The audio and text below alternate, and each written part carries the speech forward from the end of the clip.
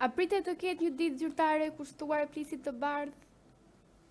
Bravo, po edhe sa ka shkuar shumë mendje, neve përgatitëm për gjithë kasiotin 17 janar një konferencë shkencore ku bëm dhe një rezolut dhe vum 2 marshin si ditë mbarkombëtare e shqiptarëve. Do gjithë shqiptarët ku jetojnë ta kenë 2 marshin që është pavarësia e parë, që është liria e parë.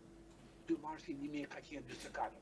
Dhe ne pak të në përgjigje këtyre suaj edhe si kemi kujtuar shumë ose e kemi rafur si problematik, po jo të ngulim këmbë që prisi të ketë një ditë shënuar. Ku kanë disa festa, nuk i mohoj ato që janë. Dakor, mirë janë gjitha ato, nuk them. Por janë më të rëndësishme si 2 marsi edhe prisi. 4 marsi me kryeqytet Elbasanin, dakor jam. Por në fundit është një festë me ushqyre, me të ngrene, me të festuar, dakor, festë e bukur është.